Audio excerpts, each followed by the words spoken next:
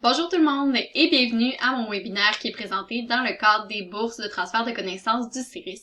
Mon nom est Dominique Demers et aujourd'hui je vais vous présenter le fruit de mon travail pendant mon parcours doctoral. En fait, moi je suis orthophoniste clinicienne depuis 2016 et depuis 2016 je fais mon doctorat en sciences cliniques et biomédicales avec François Bergeron et sous la co-direction également de Normand Boucher.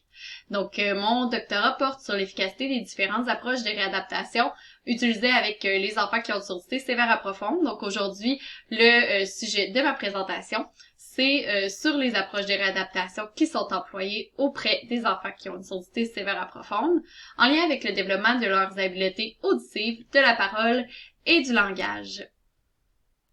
Voici le plan de ma présentation. Je vais commencer en vous exposant la problématique, faire une revue de la littérature. En fait, au début de mon doctorat, j'ai fait une revue systématique de la littérature sur le sujet, donc je vais vous présenter ce qui en ressortait là, globalement, pour ensuite vous présenter l'étude que j'ai faite durant mon doctorat. Je vais vous présenter la méthodologie brièvement, puis ensuite les résultats et ce qu'on en retire là, de manière générale. Donc, on va débuter avec la problématique, donc la surdité et ses impacts. Donc, si vous travaillez déjà avec une population d'enfants qui ont des surdités, ce sont des informations que vous allez déjà probablement connaître, mais pour ceux qui travaillent pas dans le domaine ou qui ont un petit peu moins de connaissances sur le sujet, je vais faire un petit topo là, explicatif là, de la surdité et de ses impacts là, pour débuter. Donc, la surdité pédiatrique, donc la surdité touche 4 à 6 nouveau-nés sur 1000, ce qui en fait une déficience assez fréquente. C'est d'ailleurs parmi les déficiences les plus fréquentes chez les nouveau-nés. De ces enfants-là, il y en a environ 1 sur 1000 qui est atteint d'une surdité qu'on va dire sévère à profonde. Si on regarde sur le diagramme qui est juste à droite ici, on voit que c'est une surdité de 70 décibels ou plus. Lorsqu'on regarde le diagramme qui est juste à gauche ici, sur lequel on appose différents sons de l'environnement en fonction de leur fréquence, de grave à aigu et en fonction de leur intensité, donc de faible à fort, on voit que les enfants qui ont une surdité sévère à profonde n'ont pas accès à toute la zone qui est en vert, qui inclut notamment les sons de la parole, qui sont représentés en jaune juste ici, qu'on appelle aussi la banane de la parole. Donc l'accès à la parole est vraiment entravé quand on parle de surdité sévère à profonde. Évidemment, comme la surdité sévère à profonde diminue de façon significative l'accès au son de l'environnement, ça va engendrer de nombreux impacts dans la vie de l'enfant sourd et nuire à sa participation sociale. Ces impacts-là vont toucher différentes sphères dans la vie de l'enfant. Par exemple, au plan développemental, on peut penser au développement langagier. Si j'ai moins d'inputs langagiers ou que mes inputs langagiers sont dégradés en raison de ma surdité, j'ai moins d'opportunités d'entendre le langage et de le développer. Ça va aussi avoir des impacts sur le plan affectif, puisque, par exemple, si c'est difficile de tisser des liens avec les gens qui nous entourent parce qu'on a de la difficulté à connecter, pas à communiquer, mais plutôt à communiquer avec eux, ça peut avoir des impacts. On peut également penser aux impacts fonctionnels chez les personnes qui sont plus vieilles. En fait, l'usage du téléphone, ça peut être vraiment un grand défi pour eux là, en raison de la surdité. Et on peut penser également au plan scolaire, juste développer la lecture et l'écriture quand on n'entend pas très bien ou que notre input langagier est dégradé ou qu'on n'a pas réussi à développer des habiletés langagières là, optimales, ça peut être très très difficile là, de développer ces habiletés de lecture et d'écriture là. Depuis plusieurs années, il y a l'arrivée du dépistage néonatal de la surdité qui est de plus en plus systématique dans plusieurs pays, qui permet la détection plus rapide de la surdité et donc une prise en charge beaucoup plus précoce des enfants qui ont une surdité importante, ce qui permet de réduire les impacts de la surdité.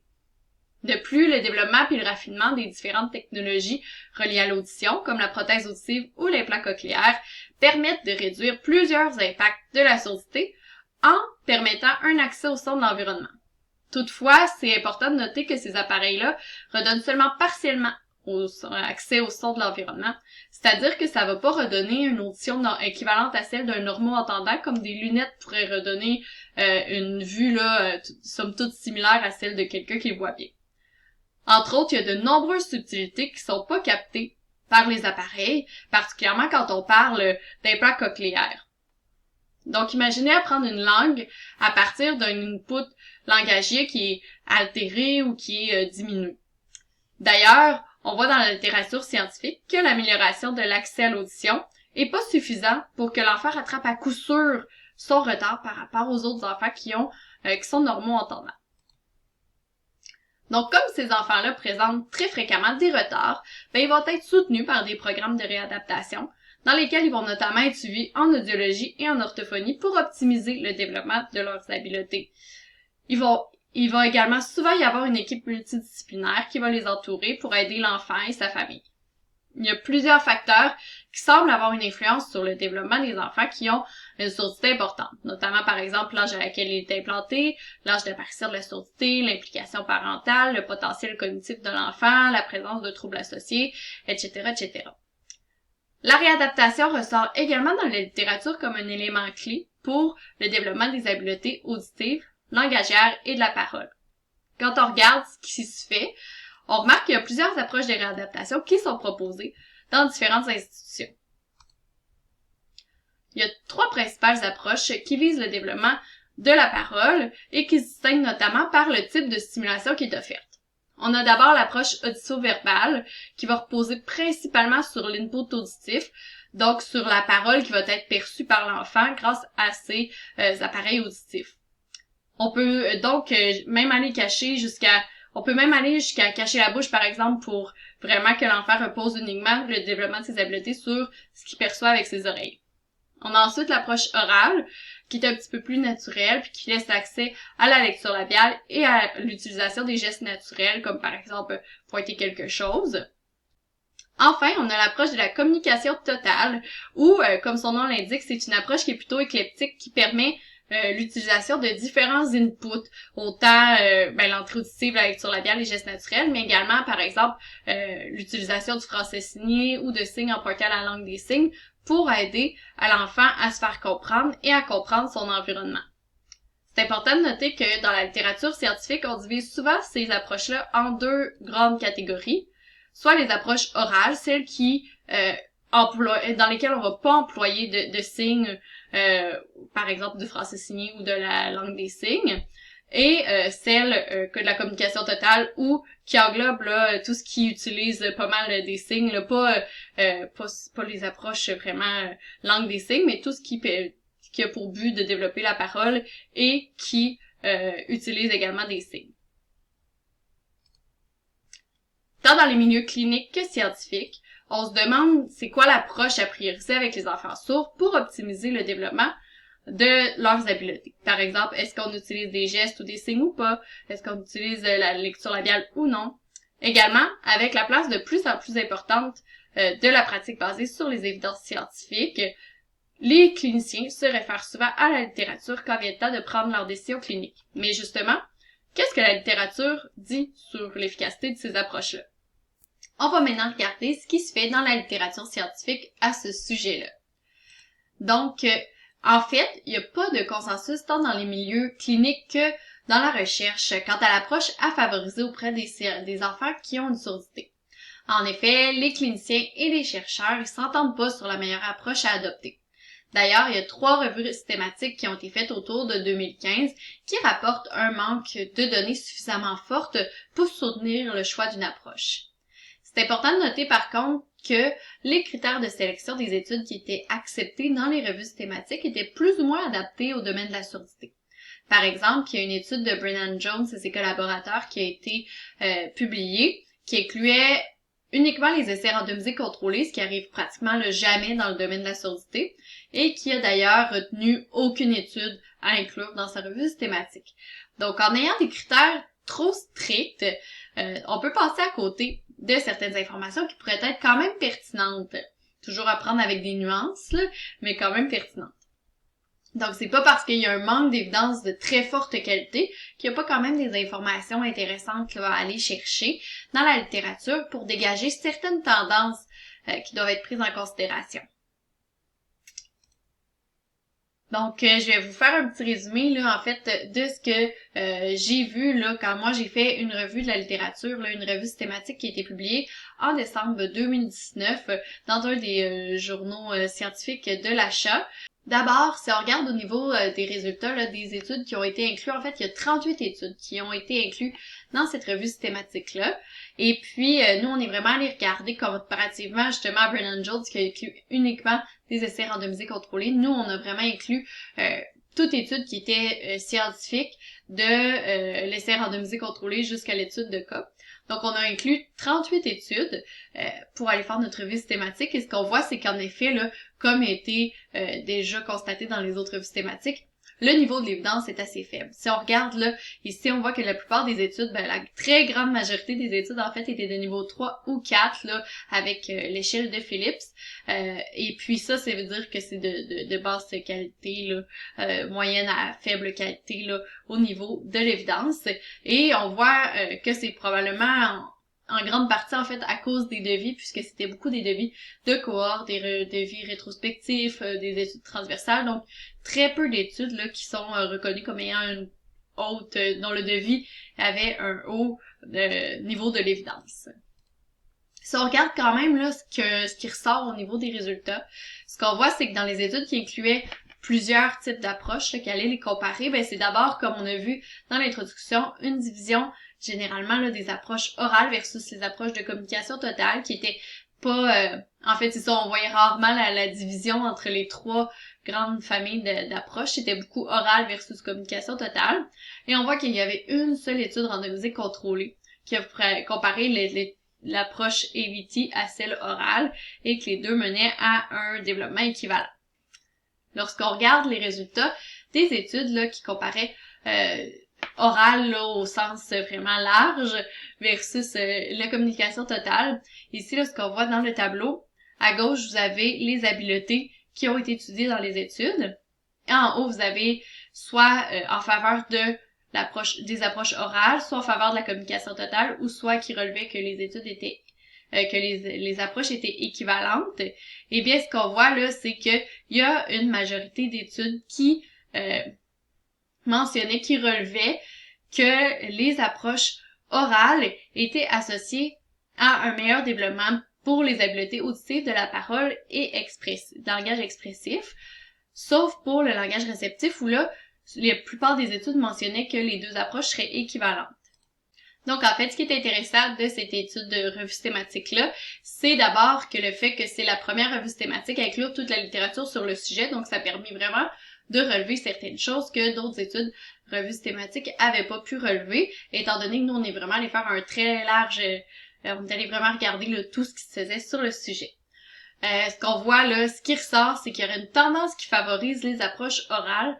Par contre, il y a des études mieux contrôlées qui dont les résultats différaient là, de cette tendance-là. Par exemple, il y a une étude où, dans un premier temps, on va comparer audition-verbal, oral et communication totale. On voit que l'audition-verbal serait meilleur, en fait, menant à des meilleurs résultats. Et quand on vient, dans un deuxième temps, ils sont venus contrôler les variables importantes, comme par exemple le nombre de thérapies, l'âge d'implantation, ce genre de choses-là. Ils se rendaient compte que finalement, en contrôlant des variables pertinentes, les résultats, les trois groupes étaient comparables. Donc, quand on vient contrôler plus de facteurs, plus de variables, on se rend compte que, la différence entre les différentes approches, elle disparaît en fait. Donc, est-ce que c'est vraiment les approches qui mènent à ces différences-là, ou ce serait plutôt d'autres facteurs connexes là, qui pourraient expliquer les résultats?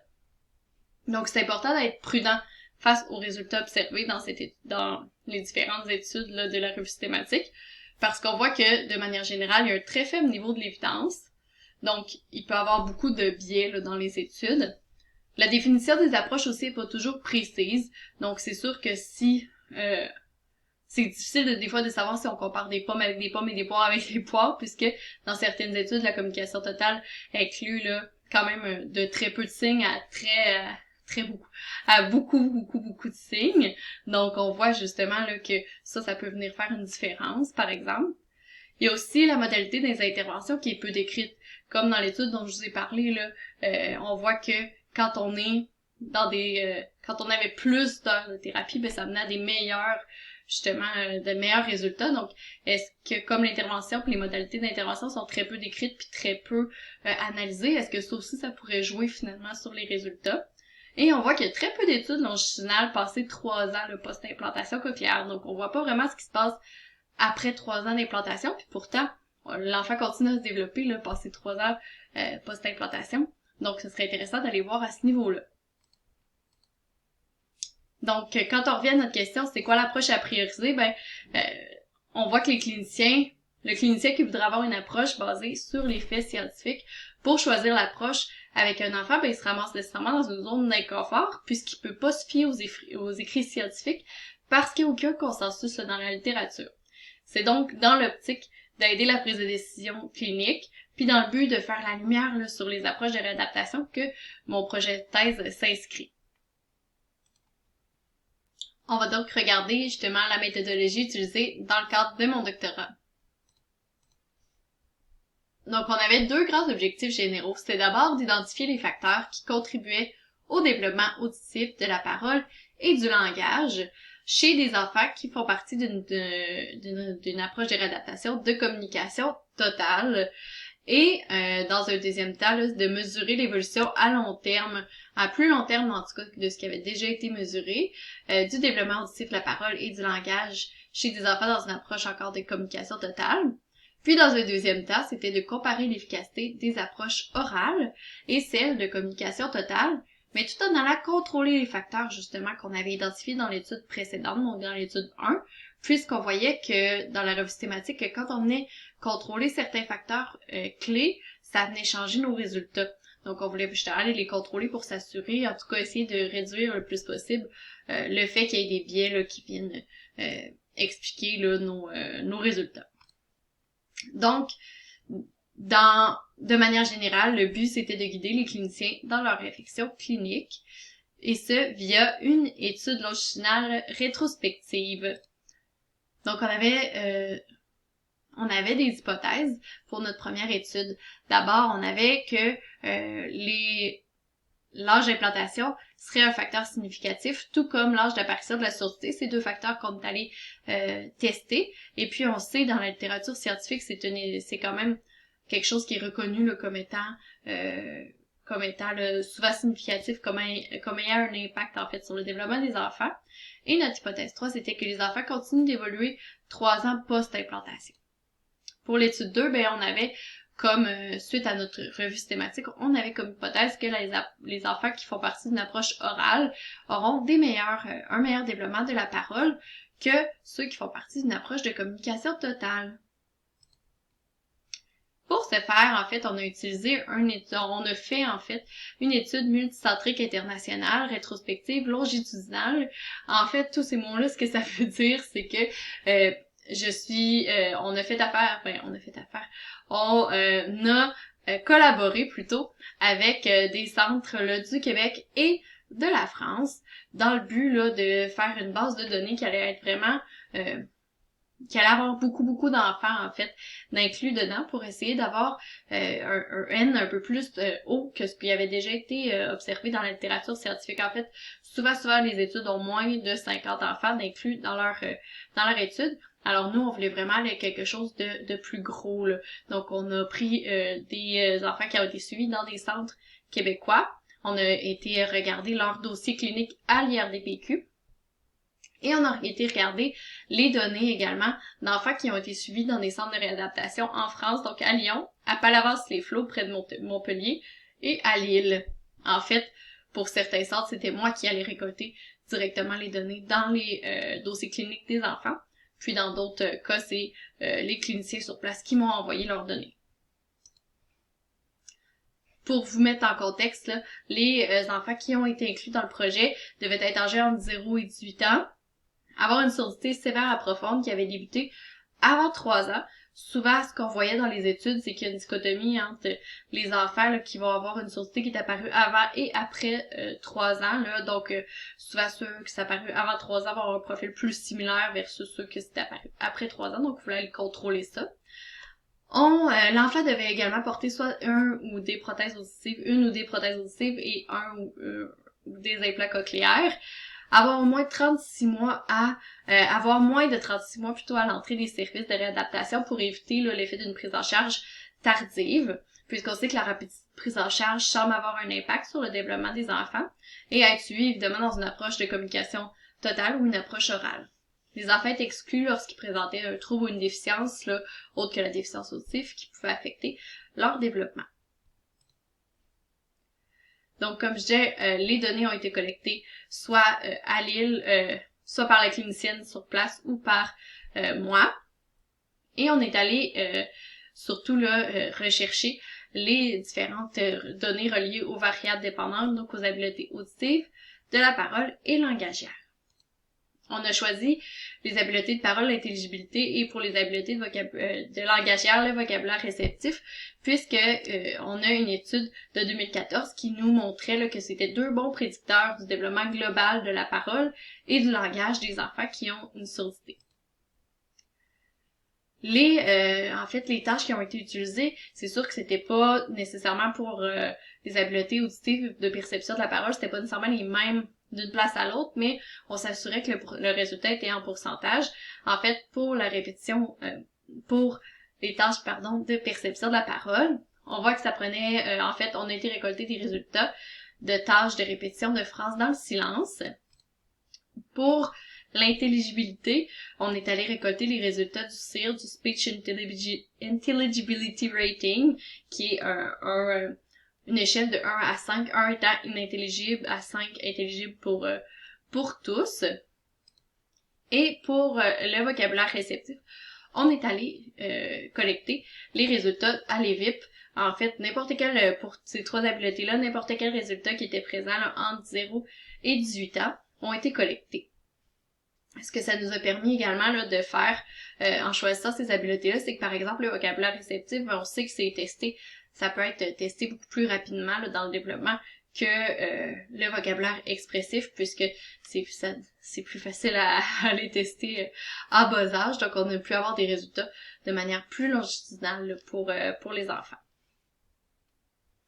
Également, un autre point important, on a choisi ces habiletés-là, puisque en fait, on sait que c'est des habiletés qui sont généralement aussi évaluées par les cliniciens et qu'il y a des tests là, pour aller évaluer ces habiletés-là.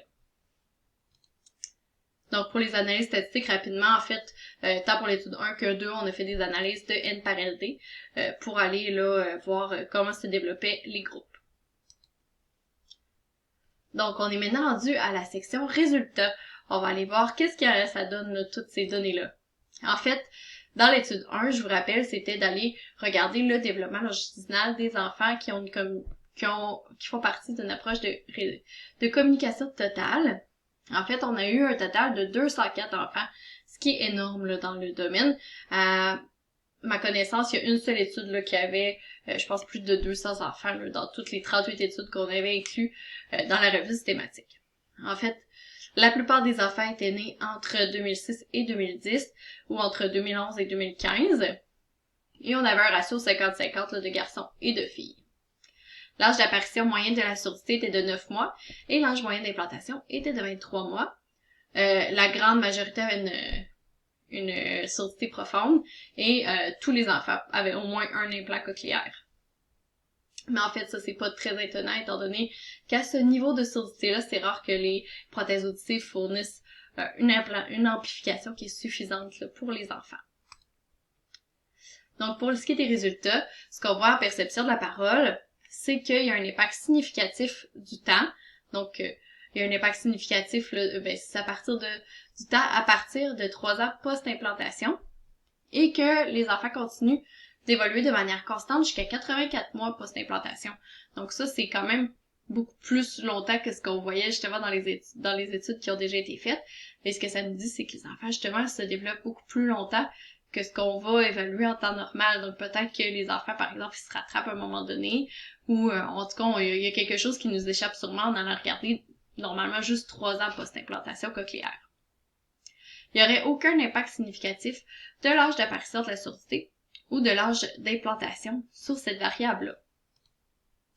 Lorsqu'on regarde l'intelligibilité, on voit qu'il y a un impact significatif du temps jusqu'à 72 mois post-implantation cochléaire. Donc, les enfants continuent d'évoluer jusqu'à peu près 5 ans après l'implantation. Ce qui est intéressant également, ce qui nous dit que justement, quand on va regarder jusqu'à 3 ans, sûrement qu'il nous manque un bout là, d'information pour aller bien regarder comment évoluent les enfants là, jusqu'à leur plein potentiel, si on veut. Il y aurait un impact significatif de l'âge d'implantation sur cette variable-là, mais pas d'impact significatif de l'âge d'apparition de la surdité. Lorsqu'on regarde le vocabulaire réceptif, tout comme pour l'intelligibilité, on voit que il y a un impact significatif là, jusqu'à 5 ans post-implantation cochléaire du temps. Et il y a un impact significatif de l'âge d'implantation également, mais pas de l'âge d'apparition de la surdité.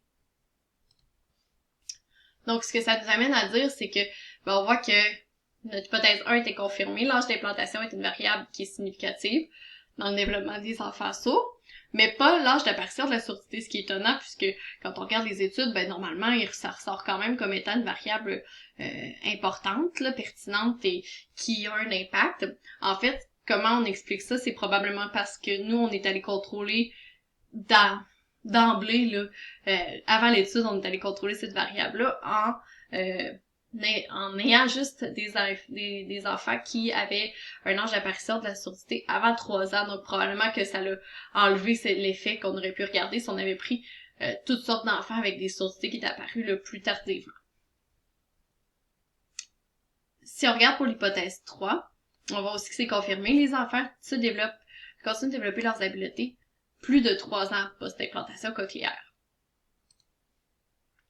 Donc, si on vient en fait contrôler la variable là, qui est l'âge d'implantation, est-ce qu'il y a une différence qui va demeurer entre les approches orales et de communication totale, sachant justement que l'âge d'implantation, c'est quand même une variable qui serait très importante et qui viendrait expliquer justement une partie des résultats. Est-ce que la tendance voulant que les approches orales mènent à un développement plus optimal serait plutôt dû à un manque de contrôle de cette variable-là? Est-ce que on est vraiment allé toujours le contrôler le plus possible pour éviter justement que l'âge d'implantation puisse venir jouer sur nos résultats? Puis est-ce qu'à plus long terme, donc passé 3 ans, est-ce que les deux approches mènent à un développement équivalent? En fait, souvent, comme les études finissent à 3 ans, mais peut-être que les enfants qui font partie de l'approche orale se développent un peu plus vite, mais que finalement, au bout du compte, quand on regarde leur plein potentiel, les deux groupes se développeraient de manière équivalente, parce qu'on a vu que même passé 5 ans, même pour la perception de la parole, ça allait jusqu'à 84 mois que les enfants se développaient, là, puis continuaient d'évoluer. Donc, on voit là justement que ça pourrait être pertinent de regarder passer cet âge, 3 ans post-implantation. Donc, ça nous a mené à notre étude 2, je vous rappelle, c'était de comparer les enfants qui font partie d'une approche de communication totale à ceux qui font partie d'une approche orale. Donc ici, ce qu'on est allé faire, c'est qu'on est allé apparier.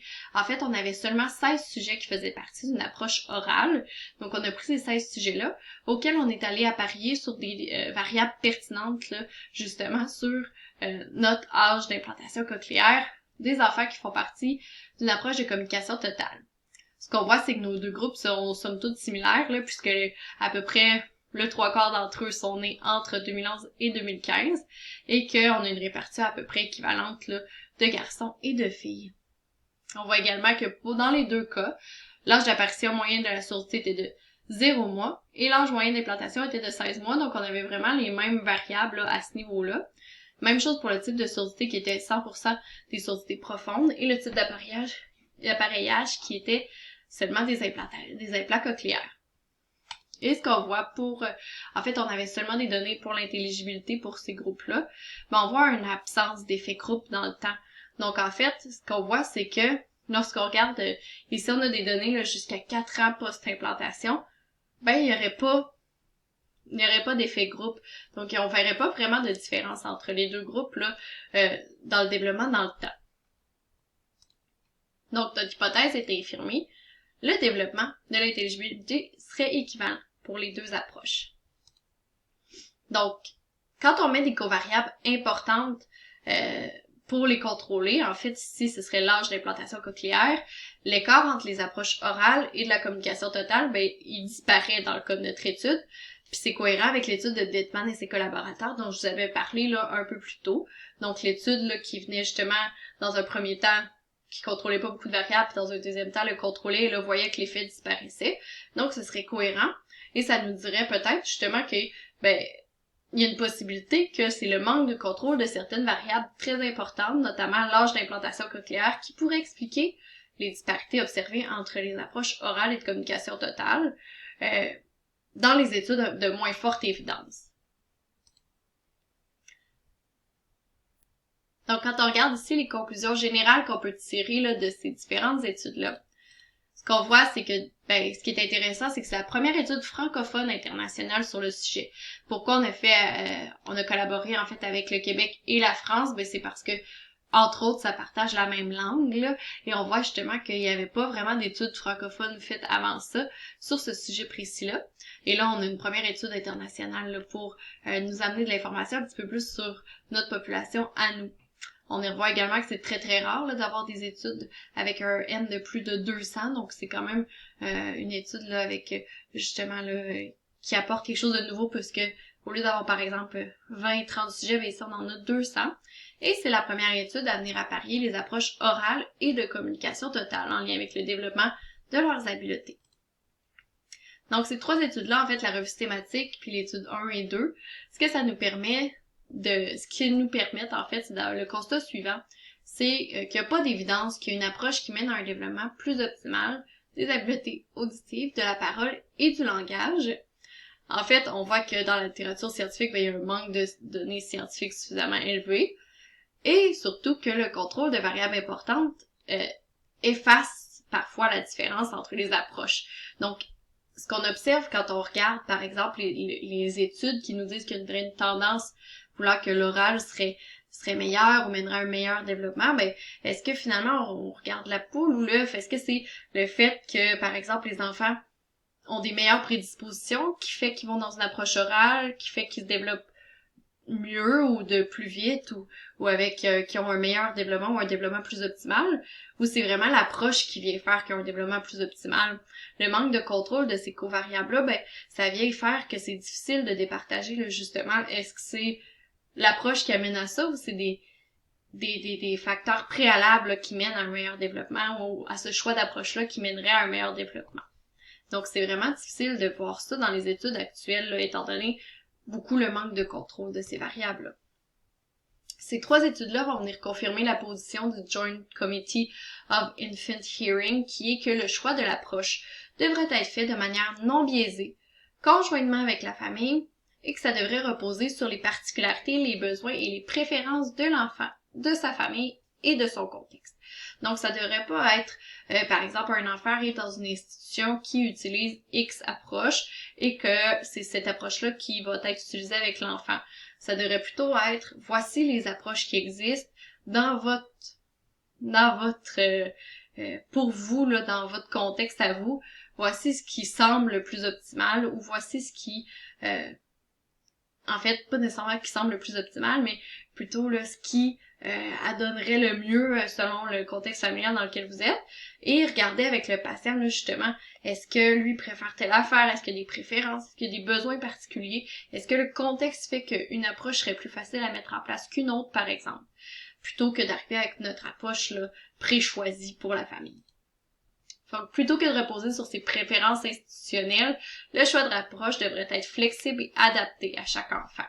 Donc, je crois que ce qui ressort le plus là, de cette présentation-là, justement, c'est le fait qu'on devrait être flexible avec les enfants plutôt que d'arriver avec quelque chose de préfet ou pré-choisi.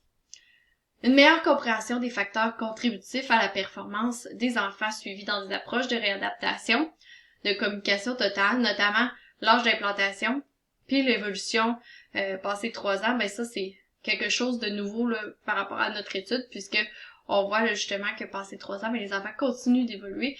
C'est quelque chose de très important à prendre en considération quand on fait des études puis qu'on vient comparer l'évolution de différents groupes d'enfants, puisque justement c'est important d'aller voir à leur plein potentiel, à leur ligne d'arrivée, là, où est-ce qu'ils en sont, plutôt que de regarder à mi-parcours là, comment ils se développent.